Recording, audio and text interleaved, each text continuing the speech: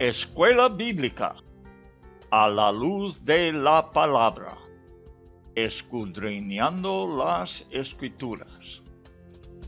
Oh, cantadmelas otra vez, bellas palabras de vida. Hallo en ellas mi gozo y luz, bellas palabras de vida.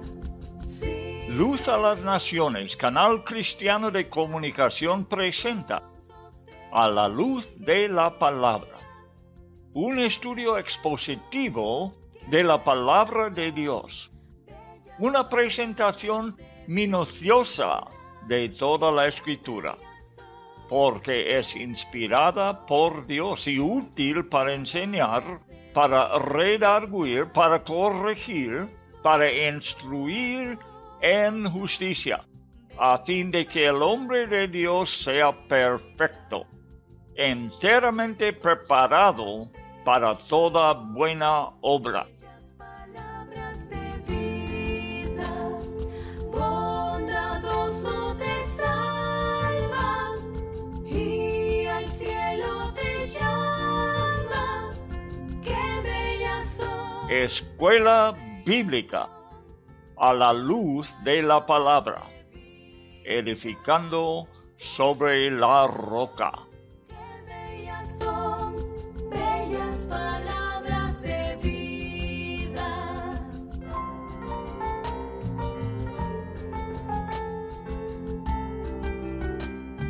Libro del profeta Jeremías, por Loel Bruckner. El profeta de un Dios entristecido.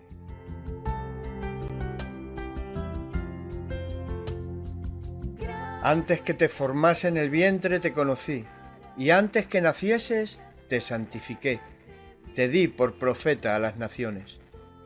Libro de Jeremías, capítulo 1, verso 5. Bellas palabras de vida, sí, de luz y vida, son sostén y guía.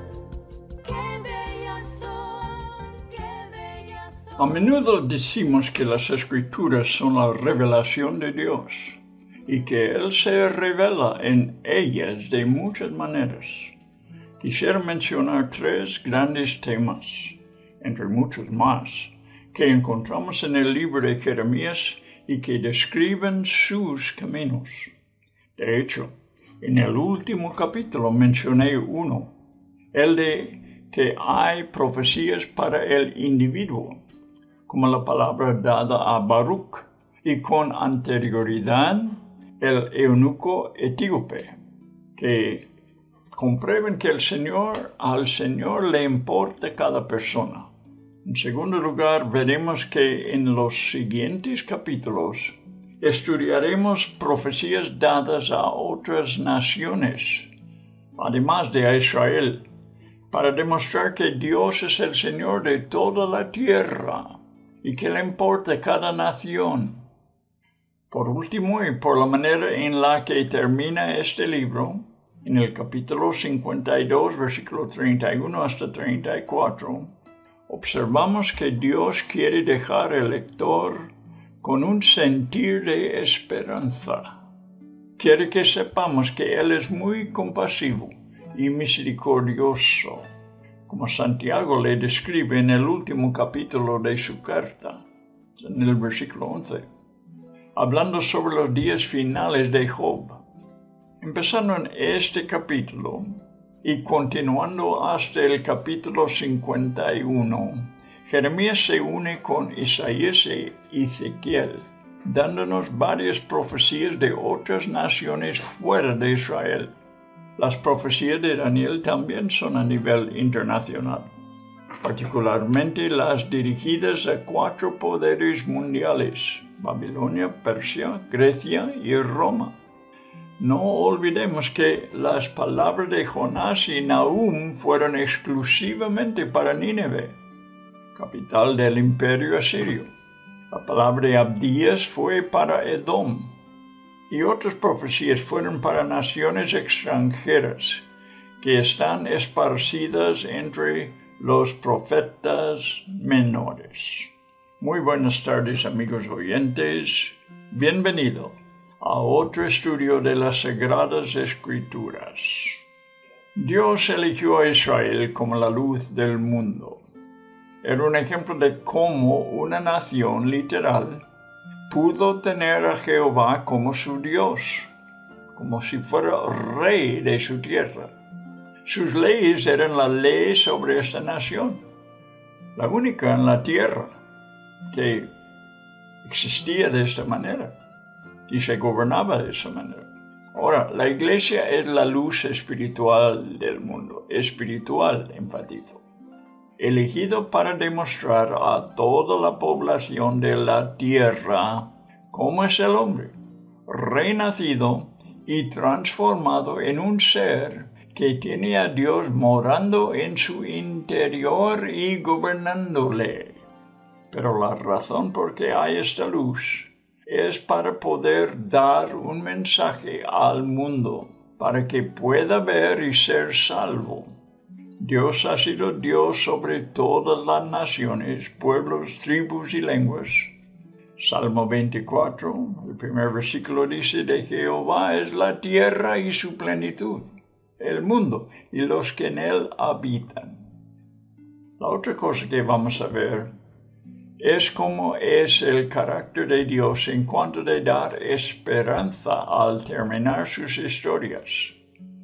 Quisiera que veamos algunos versículos en el momento. Lo tenemos en este libro de Jeremías al final.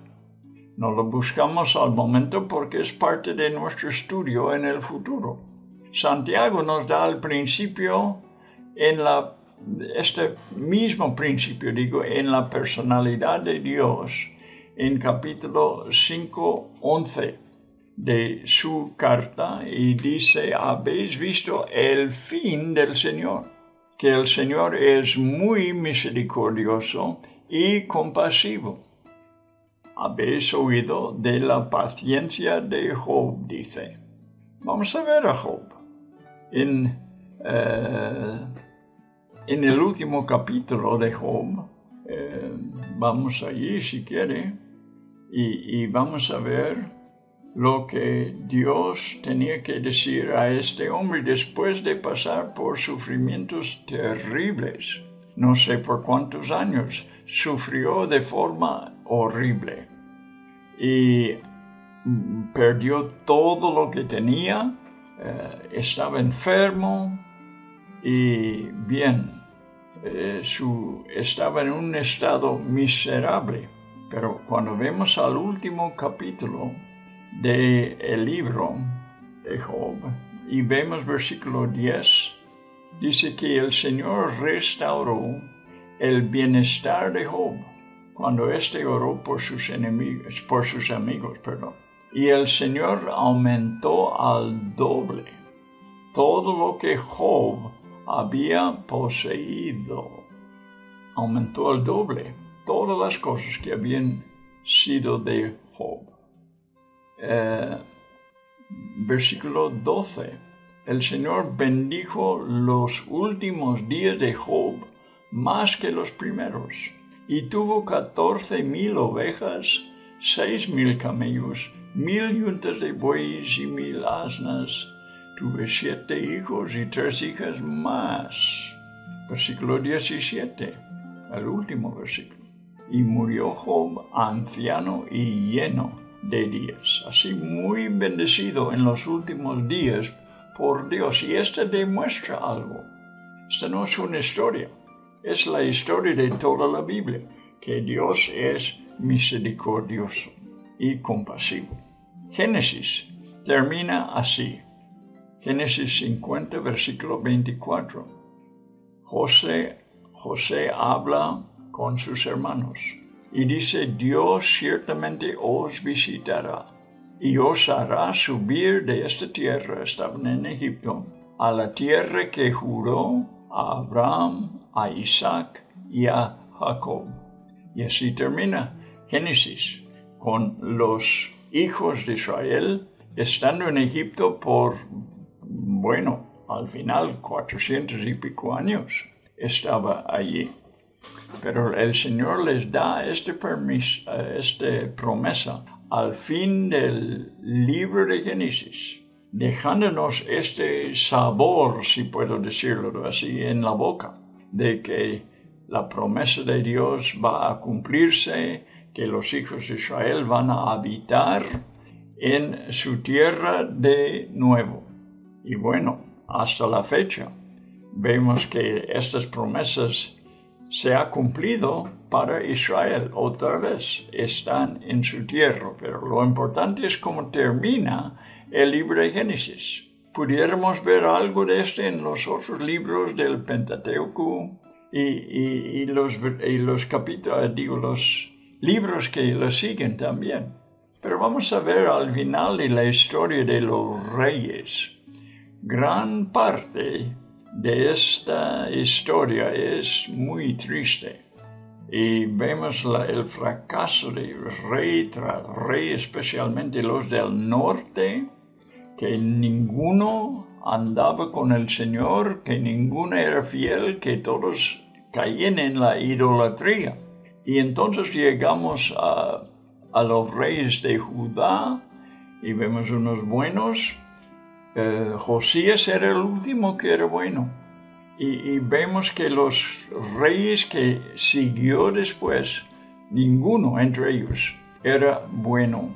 Y así la historia termina muy triste, con el último rey perdiendo sus ojos, llevado cautivo a Babilonia, sus hijos matados frente de sus ojos, y después fue quitado sus ojos, llevado cautivo a Babilonia. Así termina la historia del último rey, pero Dios no lo deja así.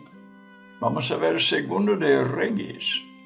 Segundo de Reyes, capítulo, pues el último capítulo, porque está terminando ya la historia de los reyes y estamos en el último capítulo y vamos a los últimos versículos. Desde el versículo, a ver, ¿dónde empezamos? A leer en este capítulo 27, versículo 27 del capítulo 25 del Segundo de Reyes, y vamos a leer hasta el último versículo, pero verás como después de toda esa historia triste, cómo Dios te deja con esperanza al lector, al quien sea, y a Israel además. Y aconteció que en el año 37 del cautiverio de Joaquín, él ha estado en cautiverio 37 años en Babilonia, rey de Judá, el único que ya quedó, menos el Sedequías, todavía vivía, quizás, no sabemos. Pero Joaquín, el que solamente fue rey 3 meses en Israel, y Nabucodonosor le lleva a Babilonia, ha estado preso ya por 37 años. Y en el mes 12º de ese año, a los 27 días del mes, Evil-Merodach, rey de Babilonia, en el año en que comenzó a reinar, escucha, sacó de la prisión a Joaquín, rey de Judá, y le habló con benevolencia y puso su trono por encima de los tronos de los reyes que estaban con él en Babilonia. Le cambió sus vestidos de prisión y comió en la presencia del rey siempre, todos los días de su vida. Y para su sustento se le dio de continuo una ración de parte del rey, una porción para cada día, todos los días de su vida. Y punto. Así termina el libro, pero dando esta luz, dando esta esperanza, demostrando que al final el Señor es compasivo y misericordioso. Tenemos la misma cosa en Segunda de Crónicas. Yo quiero que vean estas cosas. Nos demuestra que el Señor es termina sus historias bien. No quiere dejarnos deprimidos después de leer la Biblia. Mira lo que dice en versículos 22 y 23 del último capítulo de Segunda de Crónicas, que cuenta la historia de los reyes de Judá, solamente del reino del sur. Y ahora, esta historia, como he contado antes, que Sedequías vio a sus hijos muertos delante de sus ojos, entonces le quitó sus ojos y le lleva cautivo a Babilonia. Y el versículo 21 dice, para que se cumpliera la palabra del Señor por boca de Jeremías, hasta que la tierra hubiera gozado de sus días de reposo. Todos los días de su desolación reposó hasta que se cumplieron los 70 años. Pudiera el libro terminar con eso, porque eso es lo que pasó al final. Pero mira, versículos 22 y 23. Añade el Señor esta palabra de esperanza. Y en el primer año de Ciro, rey de Persia, para que se cumpliera la palabra del Señor por boca de Jeremías, el Señor movió el espíritu de Ciro, rey de Persia, y éste envió a proclamar de palabra y también por escrito por todo su reino, diciendo, este es el emperador de Persia. Así dice Ciro, rey de Persia, el Señor, el Dios de los cielos, me ha dado todos los reinos de la tierra y me ha designado para que yo le edifique una casa en Jerusalén, que está en Judá. Quien de entre vosotros sea de su pueblo, el Señor su Dios sea con él y suba. Los manda a su tierra de nuevo. Una buena representación de personas. Vuelven a Israel, a su patria. Y Ciro les ayuda con finanzas. Y ellos empiezan a reedificar su templo, empiezan a reedificar su nación desde ese día. Y así estuvieron durante, mucho tiempo, varios siglos, hasta que el Nuevo Testamento empieza. Israel está en su tierra. Dios no les abandona. Al final Dios les ayuda grandemente y les bendice porque es misericordioso, es compasivo. Esther tiene una magnífica conclusión. Pudiéramos hablar de esto, de cómo amenazaba con exterminación a la nación, a los judíos que estaban en Persia. Había un hombre muy malo contra ellos, quería, ya te digo, exterminarlos. Pero la reina, que era Esther, habló con el rey y la historia cambió. Y cuando lees el último capítulo verás que la mano de Dios está sobre su pueblo. Dios les ayuda, salen de la crisis en que esté y desde ahora y para siempre Israel celebra un día de fiesta en el día que Dios le libró grandemente en los días de Esther. Y bien, termina la historia muy alegremente, hablando de cómo Dios ayuda a su pueblo. Isaías, también al final, él habla de muchos problemas que va a tener Israel, pero termina también su historia hablando de una tierra nueva y un cielo nuevo. Habla del nuevo mundo, cuando Dios destruye este viejo mundo y edifica o construye o crea el nuevo mundo que va a durar para siempre. Bien, para darnos una idea de esta característica, sabemos cómo es Dios por leer su palabra. Entendemos su personalidad hasta que podamos, ¿verdad? Por medio de la palabra. Por eso tenemos que estudiar la palabra de Dios. Para mí es la razón número 1 por qué estudiarlo. Porque quiero conocer cómo es Dios. Yo lo conozco en mi vida. Yo he visto las cosas que Él ha hecho en mi vida. Pero la Biblia me habla más todavía, mucho más todavía, de lo que es Él y cómo Él ha tratado con las personas a través de toda la historia, desde Génesis hasta Apocalipsis.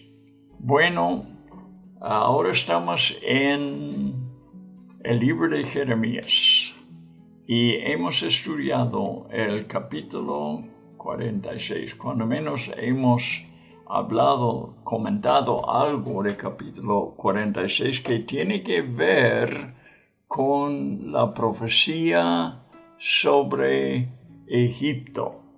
Y ahora, de aquí en adelante, Dios profetiza por medio de Jeremías sobre varias naciones extranjeras. No habla en estos capítulos profecías para Israel, que todo el libro tiene que ver con Israel, hasta llegar al capítulo 46. Y aquí ya vemos que Dios empieza a hablar internacionalmente, podemos decir, porque a Dios le importa. Esto es otra cosa que podemos ver, que todo el mundo es del Señor y a Él le interesa todas las naciones.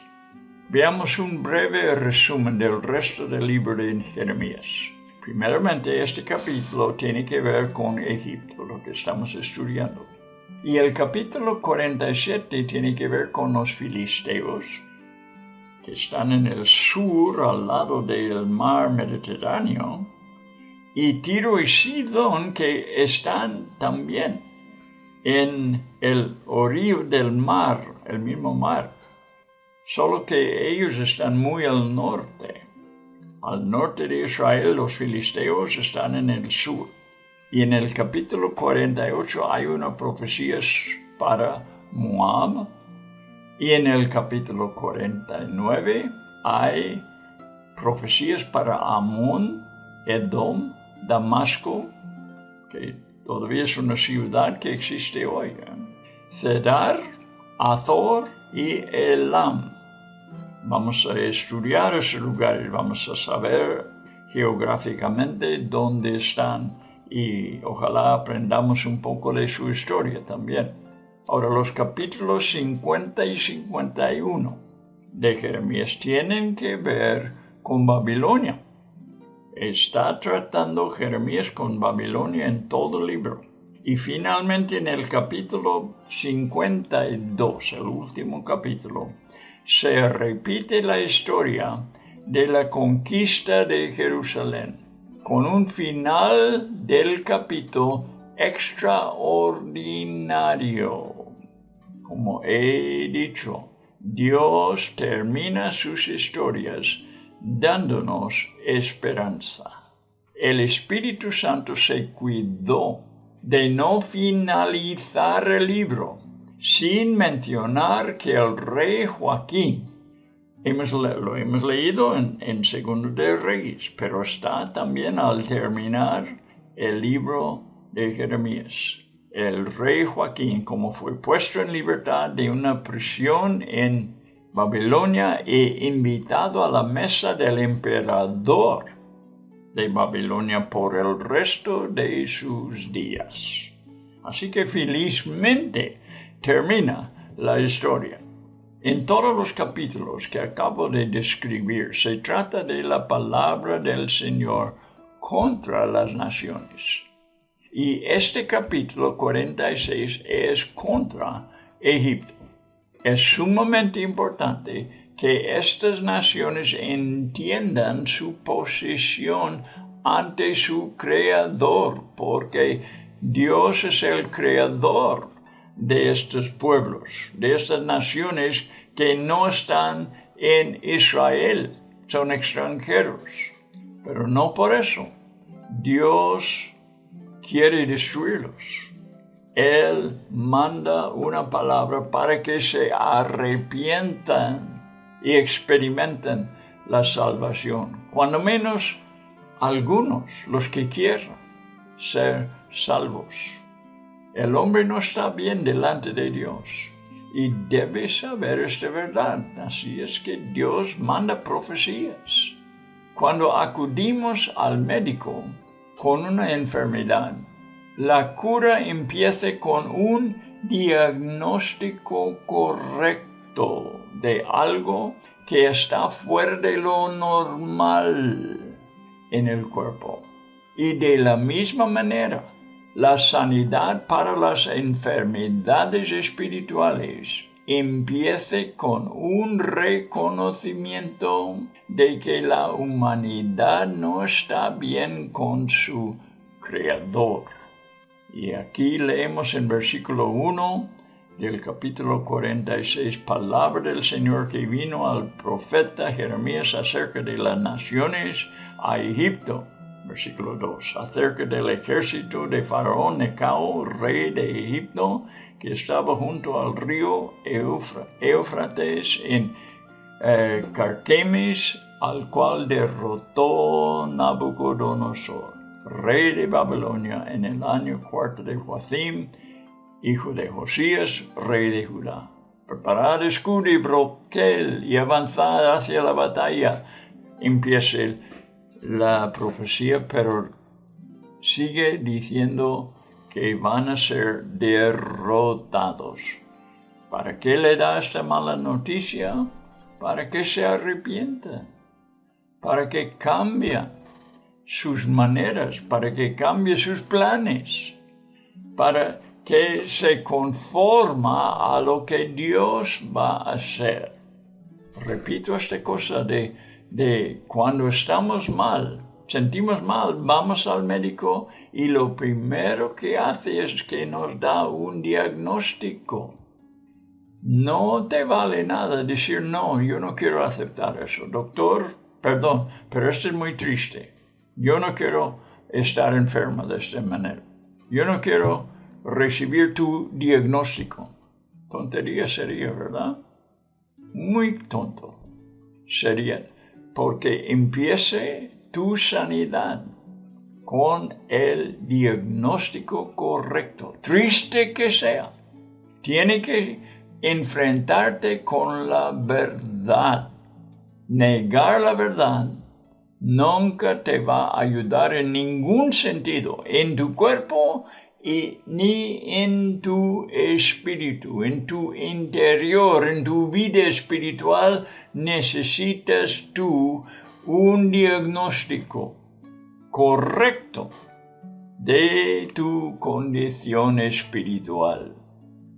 Entonces se puede tratar el asunto. La sanidad para las enfermedades espirituales empieza con un reconocimiento de que la humanidad, este es el diagnóstico, de que la humanidad no está bien con su Creador. La profecía vuelve al reino de Faraón Necao de Egipto, empezando con el tiempo en el que fue a ayudar a Asiria en su lucha contra los babilonios. Se juntaron Asiria con Egipto, pero no resultó. Fue al final del reino del rey Josías de Judá, asesinado por Necao, el rey de Egipto. Y fue en Megiddo, que es un famoso campo de batalla en Israel. Allí va a haber la última batalla, en la valle de Almagedón. estará la última batalla.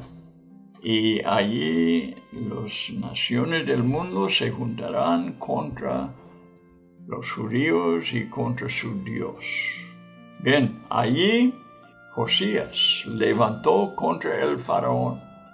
Y si quieres leer la historia, está en 2 de Reyes 23, versículo 28 hasta 30. Josías no debía haber hecho eso. Josías era un buen rey muy bueno que hizo mucha reforma espiritual en Israel, pero hizo ese error en querer luchar contra el faraón. Faraón le avisó no hacerlo. Bueno, vamos a leerlo. Vamos a 2 de Reyes y vamos a tener la historia en 23.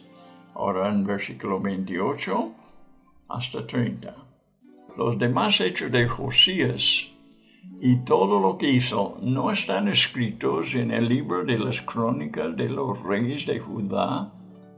En su día subió Faraón Necao, rey de Egipto, contra el rey de Asiria, junto al río Éufrates, y el rey Josías fue a su encuentro, pero Faraón Necao lo mató en Megiddo en cuanto lo vio. Antes le había avisado, creo está en el libro de Reyes, 2 de Reyes, que el faraón había avisado a Josías de no meterse en esta batalla.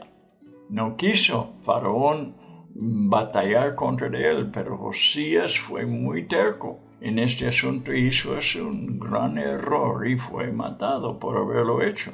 Sus siervos llevaron su cuerpo, versículo 30, en carro desde Megiddo, lo trajeron a Jerusalén y lo sepultaron en su sepulcro. Entonces el pueblo de aquella tierra tomó a Joacaz, hijo de Josías, y lo ungieron y lo hicieron rey en lugar de su padre. Bien, pero solamente para saber de este punto en la historia de Israel, de Judá y del rey Josías. La profecía termina 4 años después, cuando Nabucodonosor derrotó a Necao, el faraón, cerca del río Éufrates, durante el reinado de Joacim, hijo de Josías. La venganza por la muerte de su amigo Josías tuvo que producir satisfacción en Jeremías. La venganza por la muerte de su amigo Josías tuvo que producir satisfacción en Jeremías, es decir, cuando Nabucodonosor derrotó a Necao. Bueno, de verdad da gozo ver la profecía de forma poética, hablando de otro tema aquí, como describe la batalla para la preparación para la batalla en versículo 3. Otra vez estamos en Jeremías, capítulo 46. Y vamos a seguir leyendo aquí. Versículo 3 dice, preparad escudo y broquel y avanzad hacia la batalla. Aparejad los caballos, montad los corceles y presentaos con los yelmos puestos. Bruñid las lanzas, vestíos las corazas. 5. Pero ¿qué es lo que veo? Están aterrados, retroceden, y sus valientes están deshechos. En la huida buscan refugio sin mirar atrás. Hay terror por todas partes, declara el Señor. Profecía en cuanto de la derrota de Egipto, a pesar de las preparaciones que también describe Jeremías por la palabra de Dios. La guerra es terrible, pero contiene cierta gloria, como cuando el soldado se arma y pone los arreos para la batalla a los caballos famosos de Egipto. Egipto siempre ha sido conocido por sus caballos árabes, lo llamamos hasta la fecha. La vida cristiana es una guerra de la más alta intensidad. No se lo olvida, hermano cristiano. Este no es un jardín en que estamos recogiendo rosas. Estamos en una batalla desde el día que entramos en el reino de Dios hasta la muerte. Hay que pelear. La vida cristiana es una guerra de la más alta intensidad. Es una guerra espiritual que en verdad es más intensa que la guerra natural o física. Es una guerra espiritual contra el príncipe de la potestad del aire y sus demonios. Por eso Pablo dice en Efesios 6, versículo 11 y 12, vestíos de toda la armadura de Dios, para que podáis estar firmes contra las acechanzas del diablo. Después dice contra principados, contra potestades, contra los gobernadores de las tinieblas de este siglo, contra huestes espirituales de maldad en las regiones celestes. Sépalo, que el ejército del diablo tiene varios diferentes rangos, podemos decir, o diferentes poderes espirituales. Cuéntalos, son 4 mencionados, puede haber más. Principados, dice, el diablo tiene príncipes, así que principados, potestades, perdones de autoridad bajo los principados, contra los gobernadores de las tinieblas de este siglo. Son 3 diferentes autoridades diabólicos. Y luego el último, contra huestes espirituales de maldad en las regiones celestes. Bien, el apóstol Pablo nos dice esta verdad y después sigue adelante instruyendo al cristiano sobre la armadura. Está avisándoles para que puedan contra los poderes del enemigo, para que haya una defensa. Me acuerdo de un viejo himno en inglés que intentaré traducir. Se llama El conflicto de las edades. No hay muchos himnos, ¿verdad?, sobre el conflicto de la guerra de la vida cristiana. Pero es una realidad. Como he dicho, es una guerra, es una batalla. Y es una batalla fuerte, intensa. Así va el himno. He aquí el conflicto de las edades está con nosotros hoy. Y los ejércitos están reuniéndose, todos en despliegue de batalla. ¿Estás tú contado con los fieles, uno de los pocos leales de Dios? ¿Has jurado tu lealtad total? ¿Y puede Él contar contigo? El estribillo dice, ¿han captado tus ojos la visión? ¿Has sentido tu corazón la emoción? Al llamado del Maestro contestarás, envíame a mí, porque el conflicto de las edades, contado por los profetas y los sabios, en su furia y su gloria, está con nosotros hoy. La segunda estrofa dice, capta la visión de un mundo perdido, descendiendo en pecado, mientras la comisión del Maestro, la gran comisión, por largo tiempo ignorado está. Observa cómo los hijos del reino se unen de corazón y manos, se adelantan en la lucha, redimiendo a esta tierra hermosa. Mirad cómo la iglesia de Dios se despierta y con un ánimo glorioso. El estribillo por segunda vez. Ahora Tercera parte. Pone sobre sus altares a sus más nobles y bendecidos miembros. Hacia la consumación final estamos yendo apurados, cuando el tiempo de servicio leal termine para siempre. Bueno, esto no es todo, pero es la gran parte de un himno que habla de un conflicto, de una batalla intensa. Este himno inspirador fue compuesto por una guerrera metodista episcopal, la señora C.H. Morris, que quedó ciega con 52 años y escribió unos 1000 textos y muchas melodías. Nuestro Dios es el Señor de los ejércitos. Vemos Jeremías 46:10. Porque aquel día es para el Señor Dios de los ejércitos, día de venganza.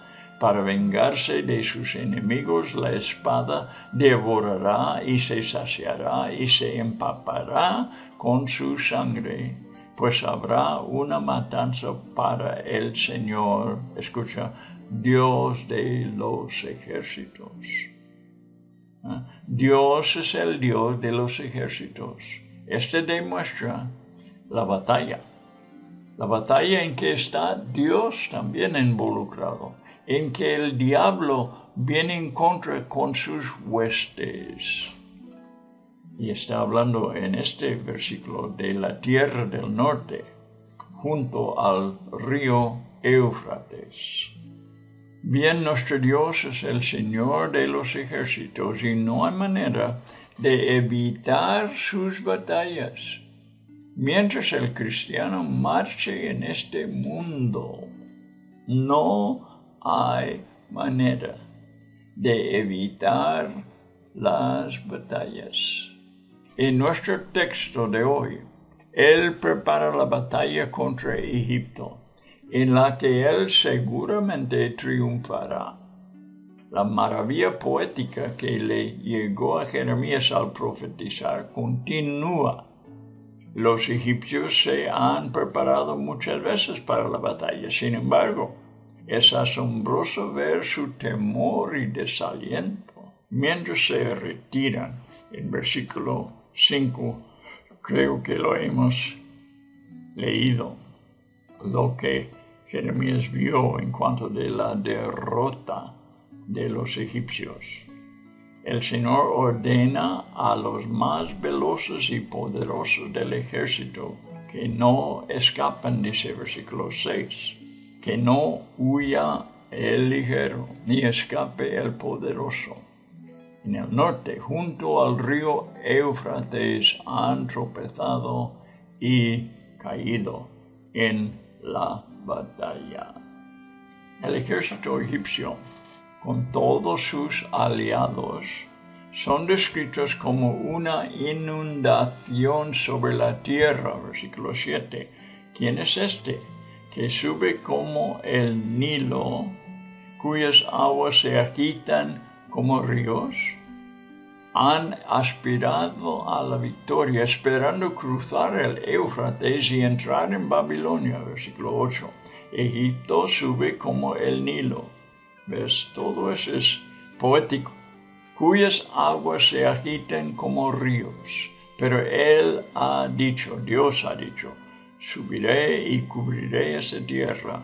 Ciertamente destruiré la ciudad y sus habitantes.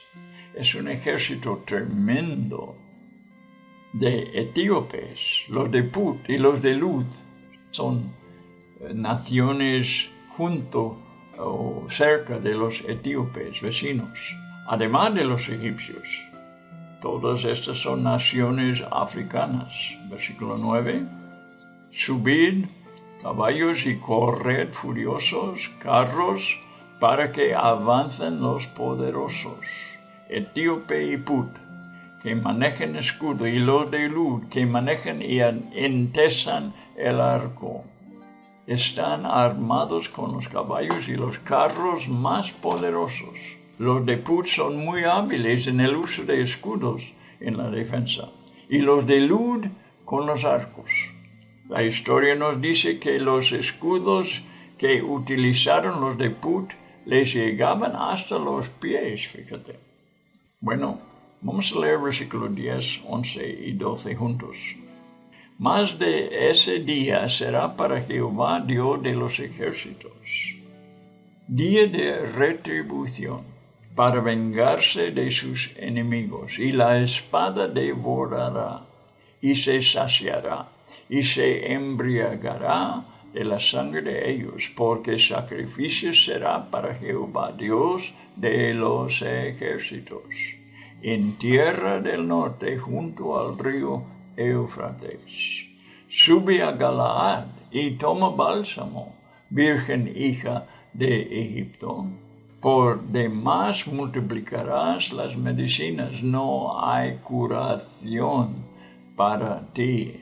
Hablando del terreno que han de pasar al llegar al Éufrates. Galaad es famoso por su bálsamo, y esto lo usa como cosa poética para decir que esto no será suficiente para curar a un Egipto vencido. Versículo 2, las naciones oyeron tu afrenta, y tu clamor llenó la tierra, porque valiente tropezó contra valiente, y cayeron ambos juntos en la batalla contra de Babilonia. Hemos visto cómo se prepara el hombre para la guerra en este capítulo, pero ahora aprenderemos del contraataque de Dios. Toda la capacidad y preparación serán vanas cuando el adversario sea el Señor. Buena lección para nosotros. No pelear contra el Señor, porque Él siempre gana. En Proverbios 21, versículos 30 y 31 dice, no hay sabiduría, ni inteligencia, ni consejo contra Jehová. El hombre siempre pierde.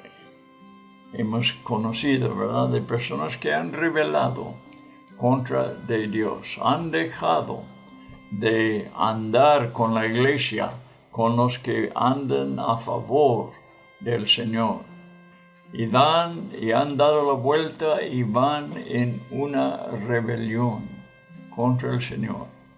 Bueno, este versículo es para ellos, y que nosotros también lo anotamos. No hay sabiduría, ni inteligencia, ni consejo contra Jehová. El caballo se alista para el día de la batalla, mas Jehová es el que da la victoria. Y si Jehová no da la victoria, perdemos. El profeta describe cómo el Señor hace un sacrificio para sí. En esa palabra hay un principio, algo que debemos aprender, un principio espiritual y divino. Si no hay un sacrificio sustituto para las ofensas del hombre contra un Dios santo, el Dios mismo hará un sacrificio contra el pecador. El último sacrificio es el fuego eterno que no se apague nunca. Si no acudimos al sacrificio de su Hijo en la cruz, nosotros pagaremos sacrificando nuestra alma eterna en las llamas. Hombre, me duele decirlo, pero es una realidad que tiene que ser anunciada. Probablemente es el profeta Nahum que describe más gráficamente la venganza del Señor. Nahum 1, versículo 2. Dice, Jehová es Dios celoso y vengador. ¿No he dicho que la Biblia es la revelación de Dios? Pero es la revelación completa. No solamente habla de las cosas guapas y bonitas, pero cómo es Dios contra sus enemigos. Eso también hay que hay que saber, Dios es celoso y vengador. Dios es vengador y lleno de indignación. Ira es una realidad. Se venga de sus adversarios y guarda enojo para sus enemigos. Lo ha dicho el profeta Nahum. Entonces, ¿qué vamos a hacer nosotros con esta verdad? Lo tendremos que aceptar porque es la palabra de Dios, revelándonos quién es Él, qué es su carácter, y es 100% verdadero. Su sacrificio contra Egipto será matado por el río Éufrates en el norte. Dios está preparando otro sacrificio contra todas las naciones en el valle de Armagedón. Estoy hablando de los últimos capítulos de la Biblia, de Apocalipsis, donde habla de esta batalla en el valle de Armagedón. Es donde murió Josías. Y un ángel invita a todas las aves carnívoras. Apocalipsis 19, versículos 17 y 18 dice: Y vi a un ángel que estaba en pie en el sol, y clamó a gran voz diciendo a todas las aves que vuelan en medio del cielo: Venid y congregaos a la gran cena de Dios, porque comáis carnes de reyes, de capitanes, y carnes de fuertes, carnes de caballos y de sus jinetes, y carnes de todos, libres e esclavos, pequeños y grandes. Casi estamos a las últimas palabras de la Biblia que profetiza de esa gran batalla en la cual muchísimas gentes van a ser no solamente matados, pero comidos por aves carnívoros. Desde el gran conflicto y derrota junto al rey Éufrates, Egipto buscará una curación, pero no la encontrará. Dice el versículo 11, sube a Galaad y consigue bálsamo, virgen hija de Egipto, en vano has multiplicado los remedios, no hay curación para ti. Ha caído en vergüenza y su clamor será escuchado donde quiera. Sus aliados y él mismo juntos morirán. Egipto ha perdido para siempre su poder mundial entonces y no puede más lanzar una batalla. Leeremos versículo 12 para terminar. Han oído las naciones de tu afrenta, y tu clamor llena la tierra, porque guerrero con guerrero ha tropezado, y a una han caído ambos. Lo que estamos aprendiendo aquí es no hay una manera ganar si vamos contra Jehová Dios. Es imposible ganar. No hay, como hemos leído en el proverbio, no hay sabiduría, ni inteligencia, ni consejo contra Jehová. Amigo, ¿qué es lo mejor entonces? Rendirnos, arrepentirnos. Amigo, si tú me escuchas, tú no eres cristiano, no vas a la iglesia, vives tu vida como te da la gana, te quiero decir que ignorando a Dios es igual que pelear contra Él. Dios no puede ser ignorado. Tienes que enfrentarte con Él y con la verdad. Y lo mejor para tu vida, amigo mío, te ruego que te arrepientas. Deja ese pleito, porque no hay victoria para ti allí. Y hermano y hermana, que Dios te bendiga mucho en la guerra espiritual en que estemos todos. Que Dios te ayude y que encuentres victoria. Si tú vas pasando quizás por una batalla tremenda, puede ser física, puede ser espiritual, puede ser emocional, Puede ser mental.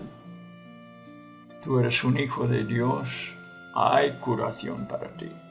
Hay lugar en Jesús para cualquier necesidad que tú puedas tener. Que Dios te bendiga y que tú halles consuelo en el Espíritu Santo.